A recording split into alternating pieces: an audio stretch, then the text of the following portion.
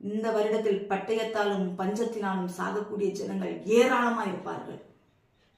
இந்த வருடத்தில் கர்த்தர் எனக்கு ஒரு தரிசனத்தை காண்பித்தார். அதுல எப்படி என்றால் அநேக ஜனங்கள் வந்து மரித்து மரிச்சுட்டே இருக்கிறாங்க. இந்த வருஷத்துல கர்த்தர் எனக்கு தொடக்கத்துல காண்பிச்ச தரிசனம். அநேக ஜனங்கள் மரித்து போய் கொண்டிருக்கிறார்கள். எதனால் மரிக்கிறார்கள் தேவனுடைய ஜனங்களே?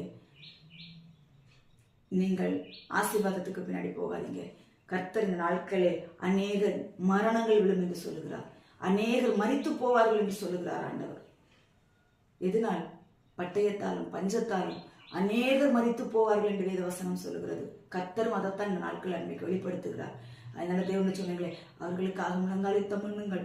உங்களுக்காக நீங்கள் ஆசீர்வாதத்தை தேடி போன நாட்கள் எல்லாம் போதும். இந்த வருடத்தில் கர்த்தராகிய இயேசு கிறிஸ்து வந்தால் நீங்கள் எங்கே போவீர்கள்? இந்த 2025 வருஷத்துல தேவனாகிய கர்த்தர் பகிரங்க வந்தால் நீங்கள் எங்கே போவீர்கள்? இயேசு வருகிறார், எங்கே போவீர்கள்? ஆசீர்வாதத்தை உங்களை சேர்த்து கொண்டு பரலோகத்துக்கு கொண்டு போகுமா? இப்படி எல்லாம் பட்டயத்தாலும் பஞ்சத்தாலும் வெட்டுண்டு பஞ்சத்தால் சாப்பாடு இல்லாமல் அழிகிற ஜனங்களுக்காக முழங்கால் நில்லுங்கள். அவர்களுக்காக ஊக்கமாய் ஜெபியுங்கள். அது உங்களை பரலோகத்தில் கொண்டு சேர்க்கும். அல்லாத இப்படிப்பட்ட காரியங்களுக்கெல்லாம் நீங்க போகாதீங்க. தேவன் கண்ணீர் வடிக்கிறார். கள்ள தீர்க்கதரிசிகளே, உங்கள் நிமித்தம் என் தேவன் கண்ணீர் வடிக்கிறது என்று வேதவசனம் சொல்லுகிறது.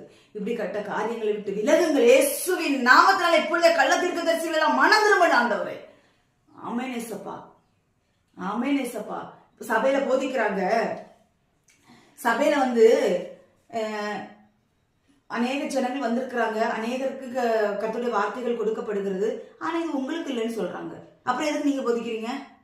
இன்டர்நெட்ல பாக்குறவங்களுக்கு எல்லாம் போதிக்கிறீங்களா? இன்றைக்கு அநேக ஊழியக்காரர்கள் செய்கிற தவறு இது. ஆலயத்துக்குள்ளே நீங்கள் கடிந்து கொண்டு உபதேசம் பண்ணுங்கள்.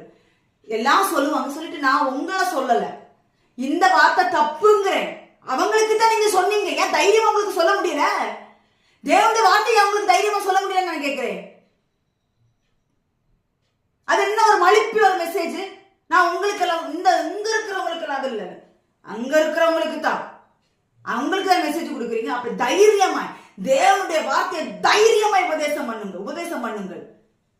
தலைய போன பிரச்சனை இல்லை, உபதேசம் பண்ணுங்கள். நீங்க யோவான் ஸ்நானம் பண்ணது போல தைரியமா மெசேஜ் கொடுங்க. கடைசி காலம் கர்த்தருடைய நியாயத்திற்கு நெருங்கி கொண்டிருக்கிறது.